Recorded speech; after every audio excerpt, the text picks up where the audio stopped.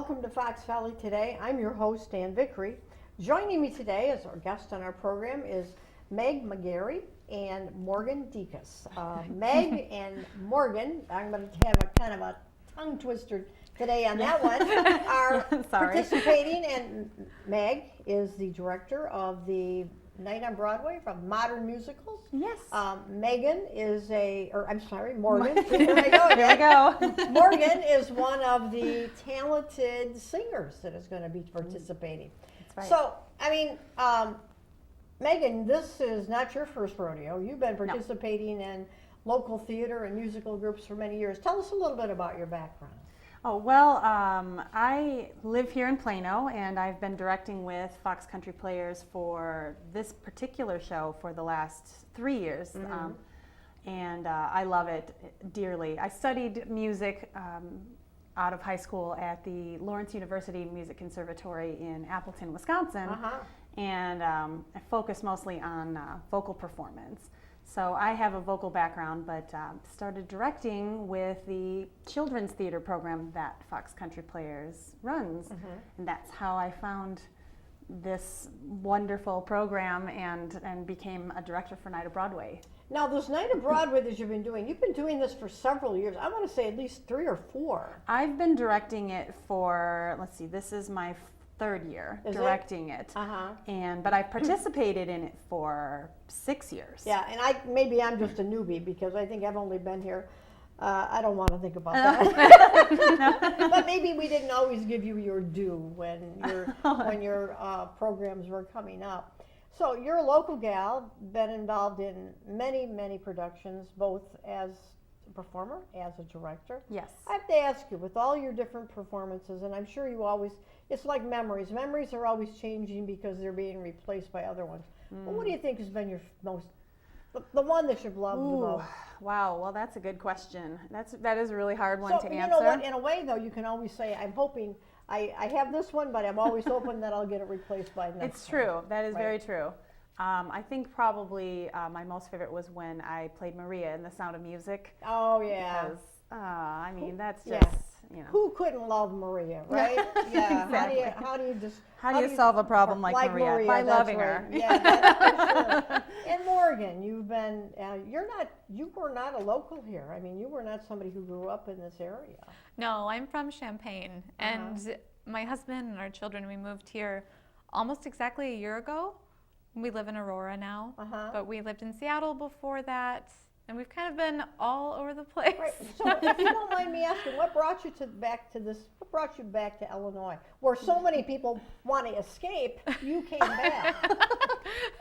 That is kind of true. People do want to escape from Illinois, but our families are here, and we wanted to be closer to them because we have 2 small children, and we felt that it's important for them to grow up near both sets of grandparents. You know what, and that's kind of what my husband and I figured. If the old people stay, the kids will stay too, because grandparents are a big support system to young families. That's very true. There's no doubt about it. So, with that being said, you too come from a musical background. Now let's talk a little bit about you're probably the younger of the 3 of us sitting here. No offense. It's true. But not much. But to me, it's always interesting when you talk to people who get involved in these types of things. What was your beginning? Tell us about your beginning. Well, when I was 11, my family had just moved from Danville, Illinois to Champaign, Illinois. Oh, that's cool, that big stretch. 30 miles. Whole 30 miles, exactly. So it wasn't far, but it was summertime, and I hadn't made a lot of friends yet. And they said, you should audition for this children's theater production of The Music Man. And I said, no, I don't. Like, no, I don't want to be in any shows. I don't sing. I'm too nervous. And they said, we think you should try it anyway. You'll probably meet a lot of really great people. And I said, fine. So I gave in, I did it, and then ever since then I've wanted nothing but performance. But so I to blame perform. them Yep. for Yeah, and I'll bet with college and everything, they paid dearly. yeah, or still are in some Still cases. paying, still paying. So now we got a little bit of a history on that. So you went to you went to college and got a degree. Tell us a little bit about that. I went to Illinois State, and I have a degree in acting. Uh-huh. And then after that, I went to the Boston Conservatory for musical theater. Wow. So you've got a good background in that. Well, I should say you get that kind of builds the infrastructure to understand how all the moving parts fit together. Not to say that you are not very talented to begin with, Right. but college It really begins with that. That's right. Yes. College really begins the process of the And a lot of our performers are music teachers with Right. a lot of the people involved in our show, actually. It's a great opportunity to feature those local talents that have, a lot to offer, that are teaching and That's right. teaching our youth now how to do it, but have so much talent. So they love coming to participate in Night of Broadway, where they can shine and show off their talents a little bit, and we get to enjoy it. Yeah, and the people do. So, Meg, let's talk a little bit about this particular Night of Broadway, which is modern musicals. That's our theme for this year. We try to have a little bit of a theme, at least I have, since I've been directing it. I try to, when Patrick Stinson was our director, he did a Disney theme, and then we did a classical Broadway theme, and we did musical mix-up, where we kind of did a little gender bender.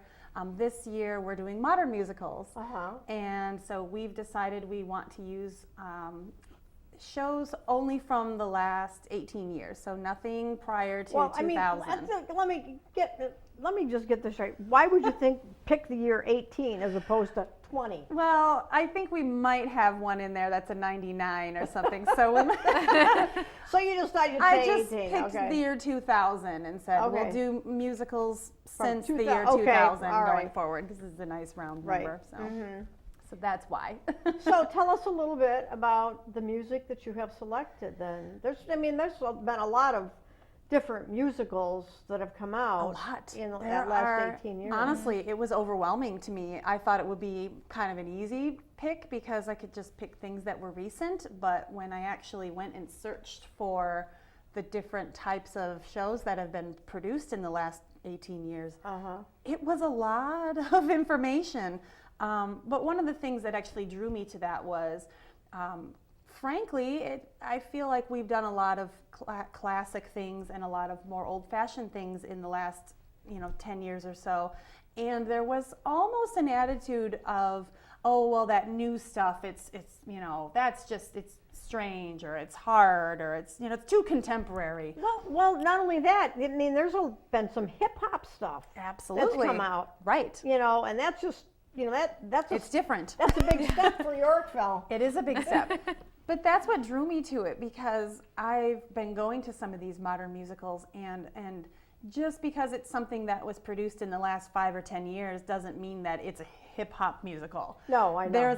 But there's a lot of stigma attached to modern musicals where people get a little nervous about going to see them because it's new and they like their Sound of Music. They like their Rodgers and Hammerstein. So I wanted to introduce our area maybe to some new music that might really be loved by people in the area. So. And I think it's it's kind of odd because people do kind of get stuck in kind of a mode of this is what I like. And the other thing I would tell you is, being somebody who saw a tremendous amount of theater for 20 years, there was probably and this is not about me, but just going back, there were some musicals I saw as many as 15 times, because that's how I entertained people. Oh, sure. And because I worked in a man's world, it wasn't easy to just take men to the hockey game. So I would invite the wives, the husbands. We would do a lot of theater, but for so long, musicals followed pretty much the same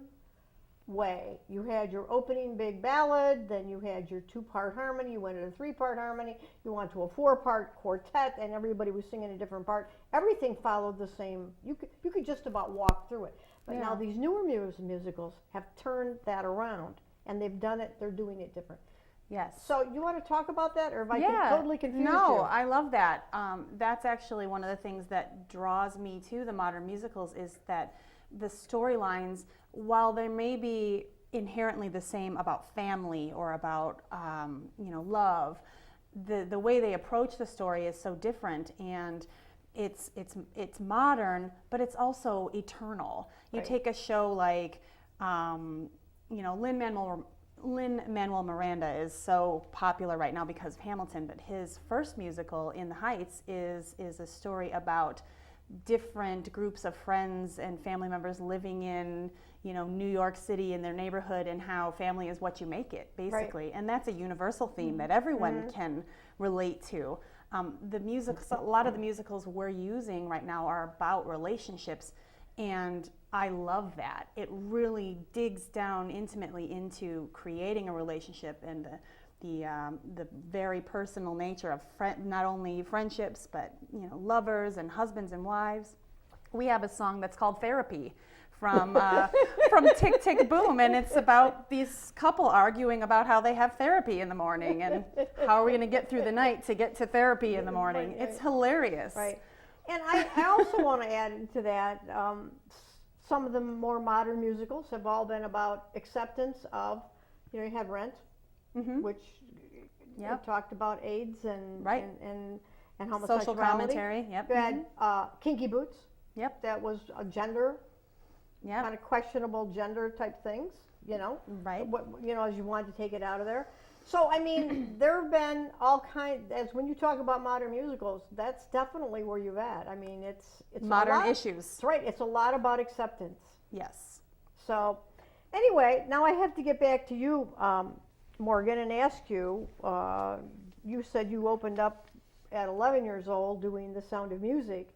So, in all of your productions that you've really been in, and you've got a good educational background, what do you think is your all-time favorite? The first question is, what is your all-time favorite musical? And second question is, what is the all-time favorite one that you have been the lead in? Oh, that's tough. Oh, come on. So Those are the hard questions. So one of my favorite musicals is Ragtime. Okay. I love Ragtime. And again, it's a blend. It's a blend of different races in a time when, immigration was, just as it is now, intensely popular, and people were dreaming of a new life, and they had so many hopes.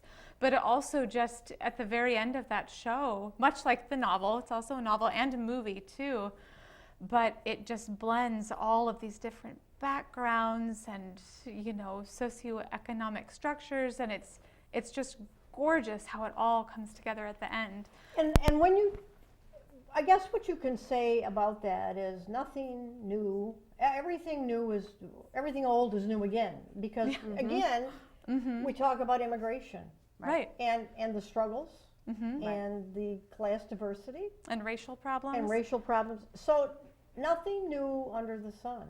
That's right. Yeah, everything. It's all there again. Yeah, exactly. Okay, so your number one that you love the most was Ragtime. Which one did you like performing in the most? So I did Seussical the Musical in college, and I just had a blast. It was so much fun.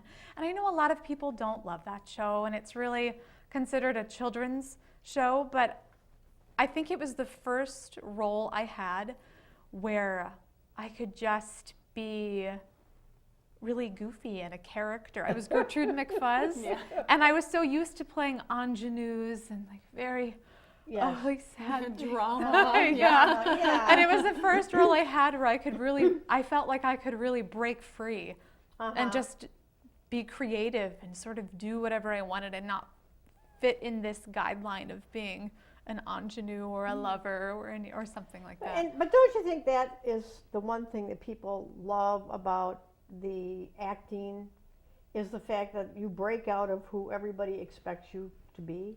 Absolutely. That you now can become that alter person that maybe sometimes a little freaky, sometimes a little more dramatic, you know?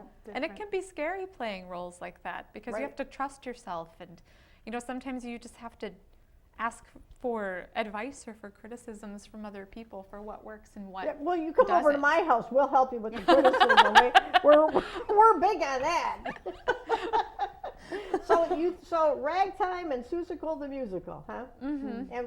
And so somebody who has a background in a great deal of music, both of you, what do you think is the most oversung? And I want to get to your night on Broadway, but I want to You ask, might not want to because I ask love us. this, because we're going to go on to the second part of the show, is we're going to talk about your night on Broadway, where it's at, and what you're doing with it. What do you think is the most oversung Broadway song?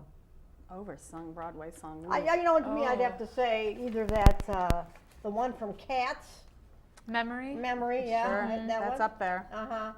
I Yeah. think that's kind of falling from its status, though. Yeah. I know. Right, and I think of course, and I don't know if that song Hallelujah that everybody has tries to sing. That's very That popular. wasn't a Broadway, That is popular. No, Yeah, I don't no. know. right? More of a pop song. Maybe. It's been used a lot. Yeah, I mean everybody tries to sing it, and some people do it very well. Others are, I don't know. Probably stuff from Les Mis. Yeah, going yeah, over Oh, there yeah, now. absolutely. Yeah, I'd say Les Mis. Yeah, Great I think show, that's right. It is. Mm-hmm. Anyway, we're going to talk a little bit about your night on Broadway, which is going to be at the Yorkville Congregational Church. Yes. Yeah. That's going to be, what are the dates on that? February 17th and 18th. It's a Right. Saturday night and a Sunday matinee. Okay. The Saturday show is at 7 o'clock, Okay, and the Sunday matinee is at 2.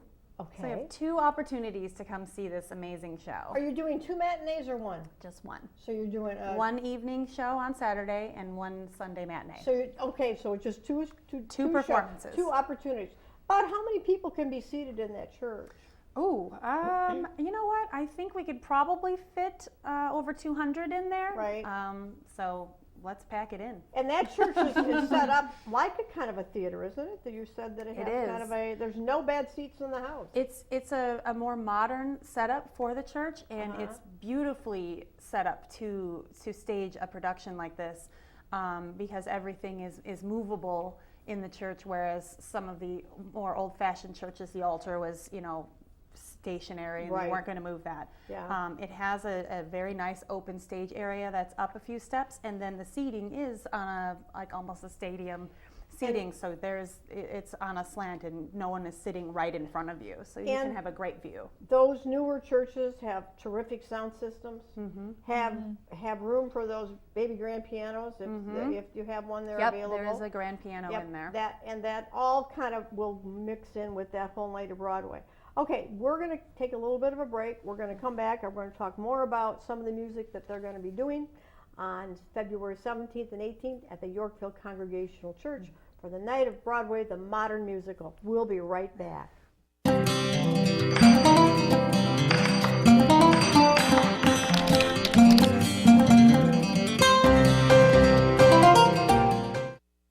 So, I just moved in with this family, and it's embarrassing.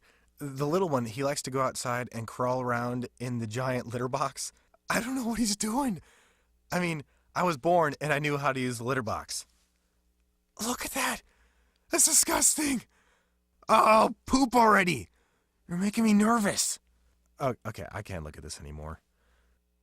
I really hope he grows out of this, for his sake.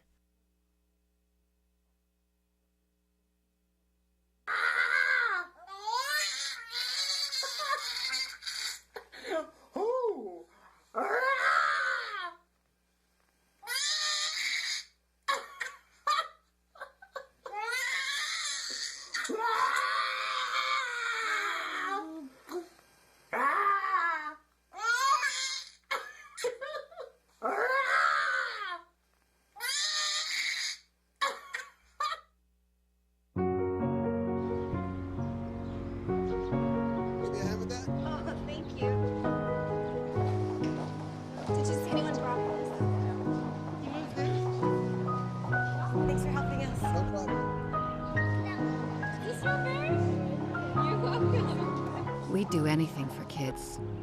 Yet 1 in 6 children in the U.S. struggle with hunger. Help end childhood hunger near you. Learn how at feedingamerica.org.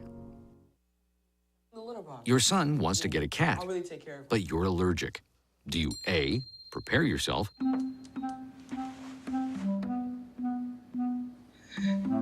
B, make the best of it, C squared equals 25. Good job! or C, find a loophole? When it comes to parenting, there are no perfect answers, but that's okay, because you don't have to be perfect to be a perfect parent. Teens in foster care will love you just the same.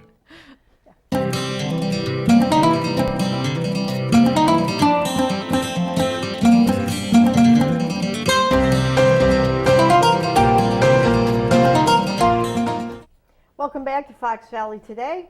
I'm joined here by Meg McGarry, who was the director of the Night on Broadway, and they're going to do the modern musicals from Broadway, and Morgan Dietkus. She is also one of the players. She's going to be singing. You're going to be doing a duet, right, Megan? Yes, duet. Morgan. Megan, Morgan. Sorry, it happens a lot. All I need is a Marilyn on here, and I'd be just like, who would care? You wouldn't answer to anything. And what is this? What is the song you're going to be singing? It's 1 Million Miles from the Bridges of Madison County. And you know, so obviously you're playing as if you were singing as in Meryl Streep, right? Yes. And are you singing with supposedly the character that plays Clint Eastwood, or? Yes, with Robert. Okay.